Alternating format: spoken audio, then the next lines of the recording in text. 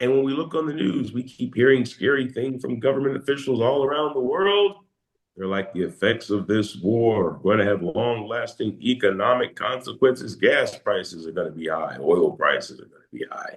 It's going to raise the prices of other things because anything that is shipped to us or shipped across the country, there's a truck using oil or there's a using gas or there's a plane or a boat that has to use the materials. So it's going to cost them more to get it to you. So it's going to cost more for you to get it.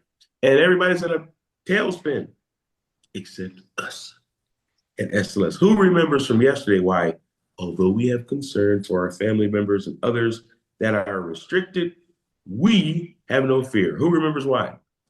We can just write another app. It's really all it comes down to. Remember, anytime you see something crazy in the news, inflation, gas prices, anything that makes the rest of the world just freak out, don't get caught up in it. Oh my God, I'm in. No, you're really not impacted because Freak out. there you go. Because we are not restricted to going to a boss and saying, hey, the times are changing. I need some more money. Can I get a raise? Can I work some more hours? We don't have to do that. We don't have to say, well, the most I can make on my full-time job is X. So now I got to go find a part-time job at a gas station or a fast food place or cleaning some commercial buildings at night or Uber. I got to go do some extra stuff to make extra money. We don't have to do that because our income is elastic. We can stretch it and have it be whatever we want it to be if we take advantage of it. Now, if you keep working the exact same way you've always worked, and you keep selling the exact same way you've always sold, you will be impacted by the economy. Because if you're only bringing in a certain amount of money and you keep bringing in that same amount of money, you're not taking advantage of your power. You have the power, you're just not taking advantage of it. So, just some food for thought. Food for thought. If you saw a report that we look at as an executive team, it shows everybody what day they started. It shows what their income is weekly. It shows what their income is monthly. And ultimately, we can also see what their income is year to date. That's for everybody here. Even me, I'm on the report. So when you are looking at it, if you saw somebody who's been here 6 months or less, 6 months or less, so there's no month 7 renewals factored into the equation. There's no month 10, 11, 12 renewals factored into the equation. Their check is pretty pure. Everything that's in their check pretty much comes down to I walked in the door, I sold some business, I got some commission for it. I know that there's some more money on the way to me, but I can only pay my bills on the advances. So if you were looking at how much advance commission the average agent gets on business that they write in that first 6 months before they even get all their extra money or before they start getting their extra money, you'll find that some people have a really high commission per application. So the people that have the highest commission per application, that means if you take the applications that they write, you take the money that they make, you divide them. Some people have really high, they can have 4, 5, you see even $600 per application. Now, the people that have high commission per application, how do you think they get that if you had to guess? So if you take the applications, you take the money that they make, you're like, man, they make a lot of money per application on average. Who knows one thing they probably do? Just one. E-check. Andre? Check And you Social can raise your Security virtual hand. billing. I'll grab you. Somebody said e-check. That's a good one. Go Yeah, ahead, Andre. yeah. E-check, Social Security billing. Yeah, one thing they all have in common is they always ask their client the source of the income, when they get paid, how they get paid. They always connect it. If it's Social Security, always. They always connect it to Social Security billing so that they access a higher advance, they get more of the money up front. Or if it's a person with a regular job, they're like, okay, let's get that first payment out the way then. And they collect an e-check payment, and then they set a monthly payment after that. They all have that in common. What else do you think they have in common? It's like, man, they get a lot of when I'm looking, like when I compare this one to this one, This one sure gets more money up front per application than that other agent. Andre thinks he has another one. Quoting high. They quote high. Now, the one thing about these folks, they quote high, but they quote smart. These agents, they understand they can't sell the client what they want the client to have. They can't sell the client what they need as an agent. So my bills are due. So I'm getting ready to sell this client a $2,000 policy, whether they can afford it or not. These folks that get a bunch of money on the front, they don't do that. What they do is they will let the people know what they qualify for. Like Andre is saying, they'll let them know, hey, you do qualify for 50,000 or 100,000. If you want to access it, here's what that would look like. But you can access all of the benefits that you're entitled to, half of the benefits that you're entitled to, or even just some of the benefits that you're entitled to. When you think about your family, you passing and your family getting a check for $100,000 or $50,000, how does that make you feel? Makes you feel good. All right. If you think about having, investing in your family, if you think about $682.13 being your monthly contribution in order to bless your family with 50 grand, how does that make you feel? Does that number make you go, oh my God, I'd love to do it, but I can't afford it? Does that number make you feel like, I can do it, it'll be tight? Does the number make you feel like, you know what, I got a check coming in, it's a pension check, I hardly spend that check anyway every month. I can do this no problem. Which one is closest to how you feel? That'd be kind of tight. All right, let's find something that your family gives your family what you think they deserve to have, but let's do it at a price point that every month you're not trying to eat beans and gravy because you're trying to get this blessed to your family. Let's find the right amount. So they let them know what they're eligible for. Then they find something that is affordable for them, but they do something else too. What else do you think they have in common? It's like, man, this agent over here works way harder than that one. Because this agent, when they write an application, they get a lot of commission per application. Social Security e-check billing, yes. Making sure that people know what they qualify for, not being afraid to have that conversation, and then settling in on a premium they can afford, yes. What's the third thing you think these folks, they all have in common? Underwriting and preferred business. Underwriting. Yeah, the people who say, oh, that's a whole lot of medicines, I don't want to get into that. You want this Gerber? They don't have a whole lot. They don't make a lot. I'm just going to tell you, I'm sorry. The people who are like, well, here's the cheapest when Gerber's the cheapest. You want some Gerber? They're not gonna make it, because of course Gerber's the cheapest. Gerber's going to frequently be the cheapest because Gerber has the least benefit. Gerber, you have it for 2 years, you die, the family gets the money plus 10%, but that person could have qualified for immediate benefit, or like you heard Caitlin talking about, a graded benefit, or maybe they don't get all the money up front. But if I get a policy and I got bad health, and somebody says, look, if you die, you got a $10,000 policy. If you die in the first year, your family gets $3 grand. If you die in the second year, your family gets $7 grand. And if you die 2 years and 1 day from today, your family gets 10 grand. That's better than having a policy that my family only gets the premium back plus 10% for 2 years. So I don't care if it's $20 more, right? I didn't buy insurance to get a discount. I bought insurance to get a check for my family. So if I got to pay an extra $240 per year so that my family can get $3,000 or $4,000 or $5,000 if I die that year, that's better. That insurance is serving its purpose. So some of us are so used to thinking in terms of hookups or deals or promo codes or coupons. We're so used to thinking in those terms. We just want give them the cheapest thing. Cheapest is the best. Cheapest is not always the best when it comes to insurance. It's not. It's not. It's the best benefits that you can receive at the most affordable price. And it's about staying in business as well. If every grocery store you shopped at put everything on sale every day and they gave you double off coupons, everybody would go there and they would get some great prices for a year until that store went out of business. Because nobody can afford to have everything truly on discount all the time, every day, every month. That's why it's called a promotion or an incentive. You do things for a limited time. You drop the price for a limited time to increase engagement and increase people coming to your store. Then you got to be selling other stuff at regular prices. All right. You are an insurance store. If everything you sell is always on sale, all I do is Gerber all day, all the time, it's the cheapest. If your store puts everything on sale all the time, every day, you're going to have a lot of happy clients. But please don't tell them that you're their agent for life.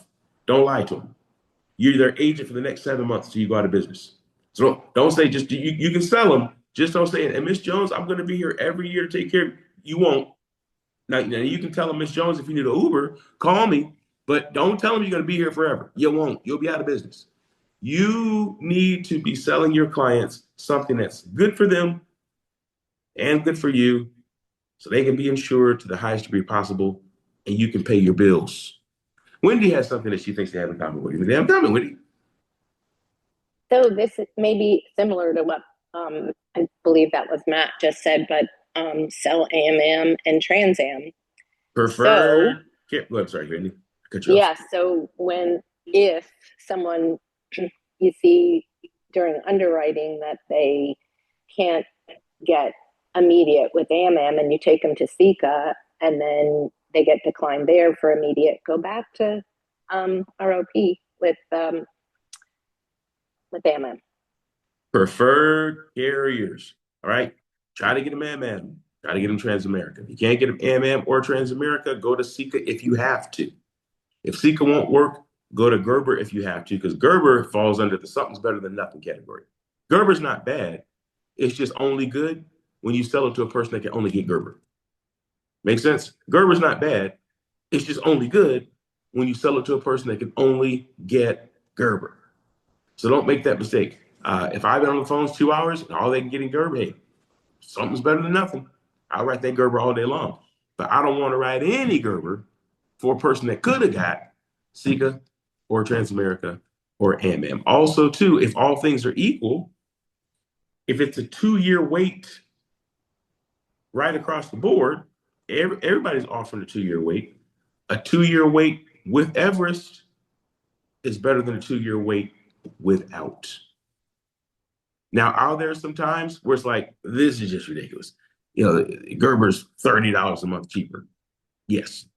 And if Gerber's $30 a month cheaper, then maybe I'll do $2,500 of AMM so that the person can get access to Everest, and then another $7,500 or $10,000 Gerber. So I may do a split so that I can get a little bit of good commission, plus the client can get their Everest benefit, and then I can give them the bulk of their coverage in Gerber. Or in certain situations, if there's just not room for it, I'm not opposed to writing that $15,000 Gerber policy because that's the best thing for the client. It's the best thing to afford. But I'm always thinking about my client's family, but mine too, because I'm never going to do anything to help my family that hurts my client. But at the same time, I'm never going to do anything to help my client that hurts my family because my family's got to eat. Make sense? It's called a win-win scenario. Client wins, you win. Be smart. Know your products. Know your splits. Somebody was talking about a $100,000 a year case yesterday. Know that Transamerica offers benefits up to $100,000. Know that. But also know if that client's really, really healthy, also know that AMM offers $100,000 of return of premium benefit, return of premium term, not the 2-year wait kind, the kind that if the family pays money and the person outlives that policy, they get the cash back. Know that. Know your products. Know what's out there. If I got somebody that qualifies for preferred or preferred plus, and they're in that 50 to 60 range, I'm going to definitely take a peek. Sometimes we do a perm term solution. I'm going to definitely take a peek at that return of premium because return of premium is fundamentally perm term in one product. Because if I can sell it to them and if they die, their family gets $200,000. But if they outlive the policy, their family gets or the living person gets a check for 40 grand. That's the same as having a $40,000 whole life policy. I just don't have to wait till I'm at age 100 for it to endow. Right?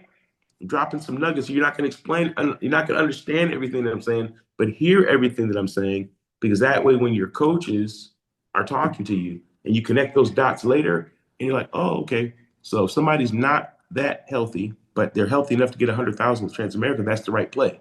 But if they are a little younger and they are healthy enough to get it, I really should think about the return to premium term, because that's going to be impossible to replace.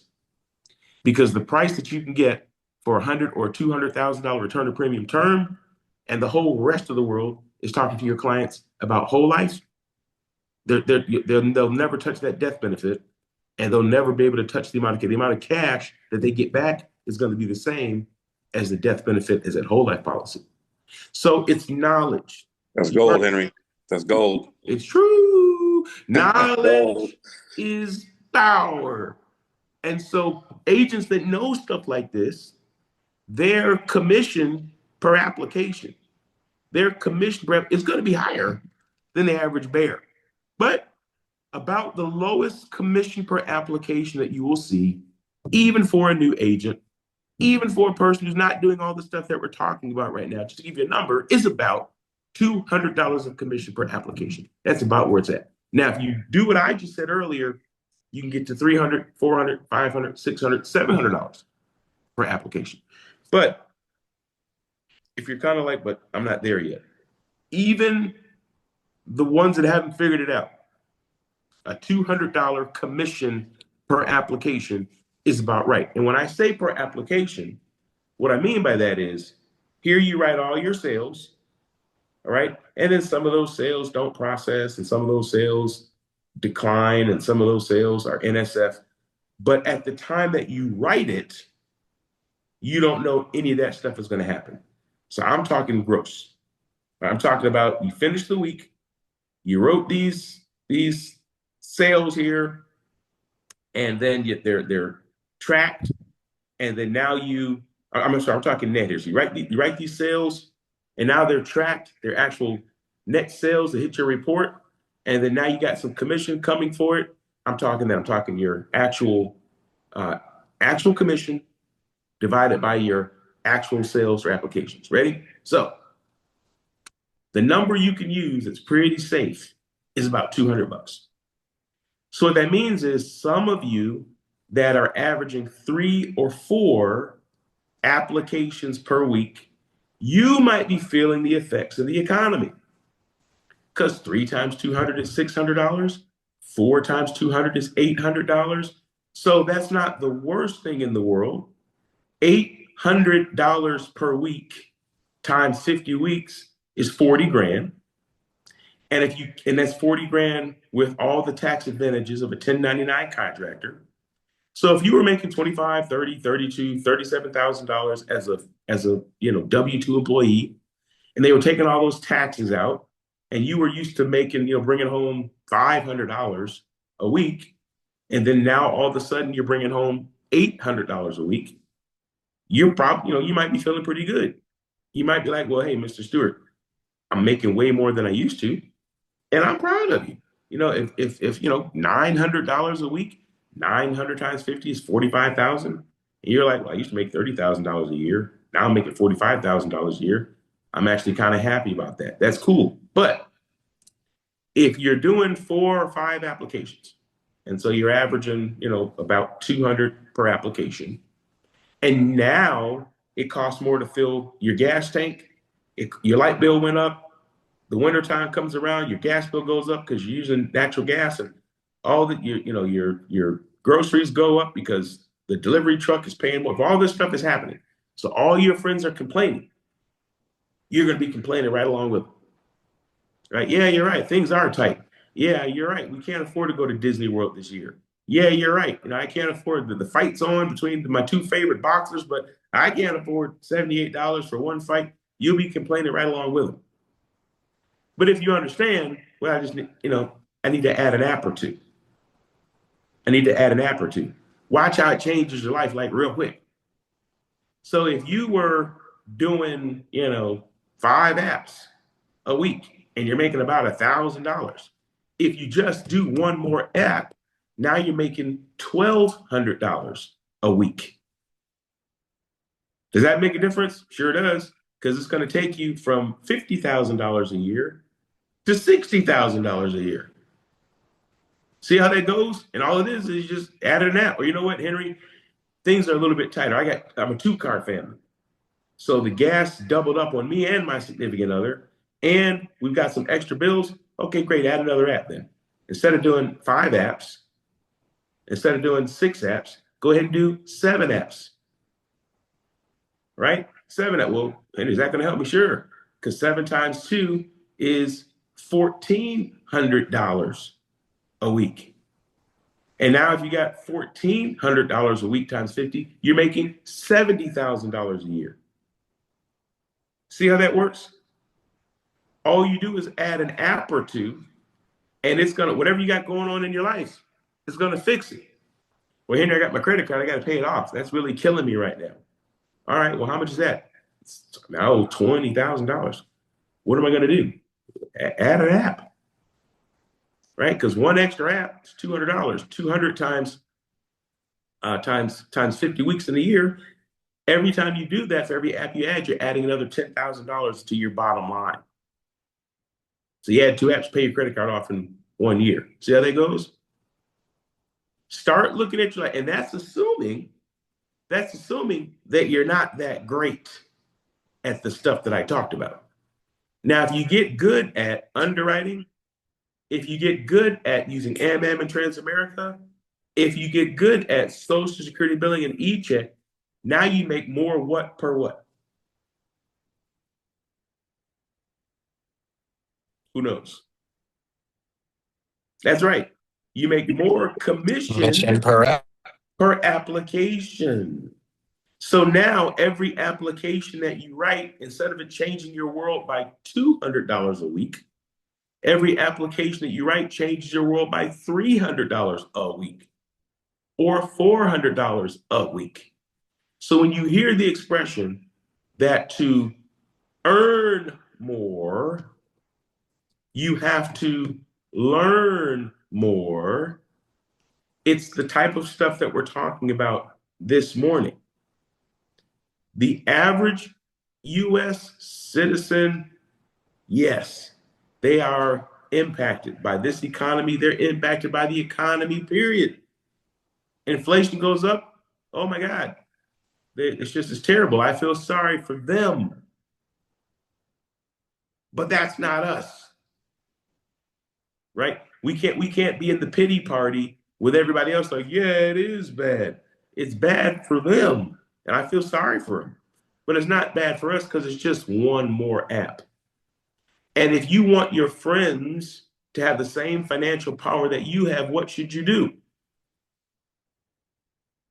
Invite them. That's the door there. Hair. That's an ambassador. Any friend that's complaining, oh my God, I just can't afford these bills.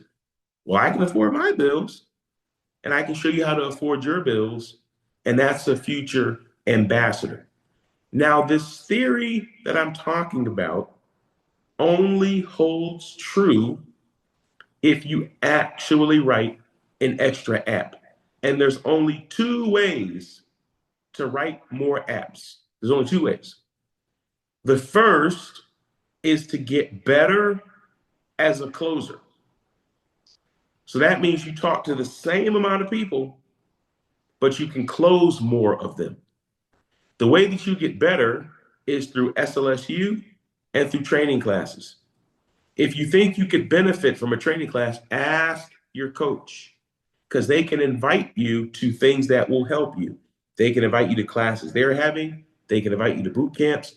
They can make a recommendation for you to go back to SLS Academy if that will help you. So between SLSU, trainings, boot camps, SLS Academy, you can either talk to the same amount of people and close more of them, and that's the way to write more apps. Or you can invest more time. You can say, well, look, this is my skill set. My skill set closes 6 apps a week when I've got 30 hours of talk time. So if I'm going to get an extra app, I need 35 hours of talk time or 40 hours of talk time. Or I write 6 apps when I don't work a Saturday. If I need to write 7 or 8 apps, I need to work a Saturday at least until my skill level increases. So you have to either increase your skill power through training or increase your willpower by having more time on the phones. I bring that up to say, if you are concerned about the economy, or if you're thinking to yourself, you know what, I'm paying my bills pretty good, but I don't have any savings. And if things did go up, if the inflation goes up and my transmission went down or went out or whatever, you probably don't want to stop selling at 6 o'clock at night, like I see some of you doing. Some of you are stopping at 6 o'clock at night and you don't have your bills paid, which is a huge no-no. Some of you are stopping at 6 o'clock at night and your bills are barely paid, which is just scary. But then some of you are continuing on. Some of you see things, you'll see like Power Hour. You'll see that announced on your GroupMe thread. You're like, what's that? What's Power Hour? Power Hour is financial power. It's time to make you think, should I be stopping now? Are my bills paid? What's my savings looking like? Is my credit card paid off? What's my checking account looking like? And so some of us are simply, we're just stopping too early. You should be selling until 7 o'clock, 8 o'clock, 9 o'clock, 10 o'clock, 11 o'clock, 12 o'clock, at least until you're financially solid. I'm not saying do it for the rest of your life. Mr. Stewart's not crazy. Rory's not crazy. The executive team's not crazy. Your coach is not crazy. We're not saying sell like a mad person all day, all night for the rest of your life. We're not saying that. We're saying look at your checking account. Look at your savings account. Look at your credit card. Look at your debts. And ask yourself, is this the season to be stopping? Or is this the season to be going? Right? Are you good? You ever hear that expression? You good? Now, if you look at your finances and you good, stop home. Like stop to your heart's content. But if you know you're not good, like, hey, man, I'm not good. I know I'm not good. Then what are you doing at 8 o'clock? Why are you watching TV at 8 o'clock? Why are you asleep when you still have another state that you can call? You follow me? Again, once you get good, that's the whole point. The whole point is to work hard so that you can look at it's 7 o'clock at night. You're like, I'm good. I'm stopping because checking account's good, savings account's good, credit card's paid off, and I feel like stopping. That's why you're here. You're here to work to get to that point. And you want to get to that point as soon as you can. If you can get there in 90 days, great. But until you get to that point, you've got to work accordingly. You can't be working like you're good when you ain't. So all I'm saying is that you've got the power not to stress. If you look at your applications and you look at your bills and you look at how many applications you're writing, either you are not paying your bills, barely paying your bills, paying a little bit more, or you're making way more than you pay out. You want to keep adding applications, right? Whatever that number is, 6, 7, 8, 9, 10. 10 times 2 is 2,000. 2,000 times 50 is 100,000. Or if you're making 300 per application, you want to keep adding applications until you get to that place that it's like, sometimes I write an application and it's $30 a month. Sometimes I write an application and it's $300 per month. But my average commission, when all is said and done, my average commission per application is X. And I know if I do 6 apps, I'm barely making it. But if I do 8 apps, life is pretty good. You find that magic app number, and then you consistently write it. And if you can write it in 40 hours, great. If it takes 40 work hours, great. If it takes you 60 work hours to hit your magic app count, if it takes you 80 hours to hit your magic app count, you don't stop until you hit your magic app count. If you look at your schedule one day and you're like, man, I'm making a whole lot of money, but goodness gracious, I'm working a whole lot of time. Get better. Become a better closer to where you can get the same amount of apps in a less amount of time. Or if you get to the point and you're like, man, I'm a monster. My commission per application is off the chain. I'm going to increase my hours per week because I'm about to get ahead. I'm about to pay everything off and put a bunch of money in my checking or savings account. Your financial power is elastic. It can stretch and do anything that you want it to do. But only when you are aware of what you make per application, aware of what you owe, aware of what it takes to have savings in your checking and savings account, and you're writing enough apps every week to hit these targets. When you're in your week and you know nothing about your life, you're like, I just write. Sometimes I do 3 apps, sometimes I do 4. I look at my check and whatever happens, happens. If you're flying blind, you're going to crash. Right? If you're flying blind, you're going to crash. You should not be flying blind. You should know these numbers that I'm talking about, and you should be working in accord with those numbers. And you should not be stressed out because you understand whatever you see. If you do your math and you're like, man, I never looked at it like this. But I'm actually, the reason I'm always stressed out is I'm always $200 short per week. And this is why I'm behind on this and behind on that. Add an app. And then you're good. And then you look at your situation, you're like, okay, now that I added 1 app, I've plugged up the problem. I've solved my being behind problem. I think I need to throw 1 more app in there so I can start getting ahead. I'm a 5 app a day agent. 5 app a week agent, but I really need to be a 7 app. Where am I going to get that? Where am I going to get it? I'm going to have to get better. While I get better, what am I going to do? I'm going to have to work longer until I get better. I can't stop at 8. I need to stop at 9. I need to stop at 10 at night. Whatever it takes. I can't take off on Saturday. I need to work a Saturday to get these apps. And if I get sick of working at night, and I think if I get sick of working on Saturday, then I need to increase my skill set so that I can get more apps in less time. Are you guys following how this works? You have complete control of your situation. Nothing to fear, nothing to stress. But you may have to adjust your work habits, or you may have to adjust your learning habits. So yesterday, I said, make sure you do your best so that you're on the right side of the call. What I meant by that was, some of you are listening to me right now, and you're saying, he's describing me. I stay on the phones. I work weekends. I do whatever it takes to get the app count, to get the commission, to take care of my family, and have excess. Some of you are listening to me right now. He's talking about me. I stopped at 6 o'clock sale or no sale. I'm just out. Slide down the dinosaur like Fred Flintstone. So to be mentally on the right side of the call today, and to be mentally on the right side of the call tomorrow, when you're selling today, who can tell me one thing you need to keep in mind? Just one.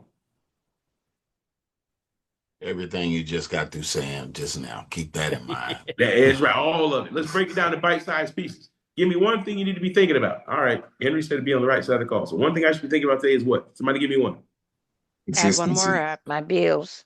All right. One more app solves bills. What's another one? Listen. Listen. Pay attention. What's another one? When I'm new, I make up in talk time what I lack in skill. Very important. What's another one? Learn the carriers. Learn the carriers. What's another one? SLS Academy. SLS Academy. What's another one? Proper underwriting. Proper underwriting. Don't be afraid to offer what? Higher More carriers. What coverage. the person qualifies for. When it comes to billing, what? Social You check Social Security. Security. These things that we talked about. Me and James and your coaches, we don't just talk about it because we feel like hearing ourselves talk. We talk about this because we have all been successful in this business, and we're telling you the things we know and the things we did. That's why we're still here. Back in the day when we were agents, there's a lot of people that are not here anymore. They were for FKA, our peers. We made it. They didn't. You want to know how to be here 10, 15, 16, 20 years? I'm telling you. This is what you do. And you want to know how to be here 10, 15, 20 years and not be struggling? You want to know how to be here 10, 15, 20 years and get rich in this business? It's the stuff we're talking about, because you got to start doing it. And then once you start doing it, every day gets better, every week gets better, every month gets better, every year gets better. And all of a sudden you look up one day and you got tens of thousands of dollars saved all over the place. You own houses, you own cars, you're good to go. But it all starts, it's got to have a starting point. Make today your starting point. Make today's activity your starting point, And do not get off the phone until you got yourself 2, 3, 4 apps. You follow me? Not one app, not 0 apps. 2, 3, 4 apps. It's time to go to work. It's time to get paid. We're gonna wrap this call. We're gonna make excuses. Don't those count. A lot of say the more you believe, the more you believe, the more you gonna have a bunch of success. I'm gonna say 5, 4, 3, 2, 1. You're gonna take yourselves off mute. You're gonna say no excuses. Only results sound as long as you can. 5, 4, 3, 2, 1. No excuses, only results count. Let's count. Oh, let's go. Let's go. Excuses, only results Good count. luck, Let's- everybody.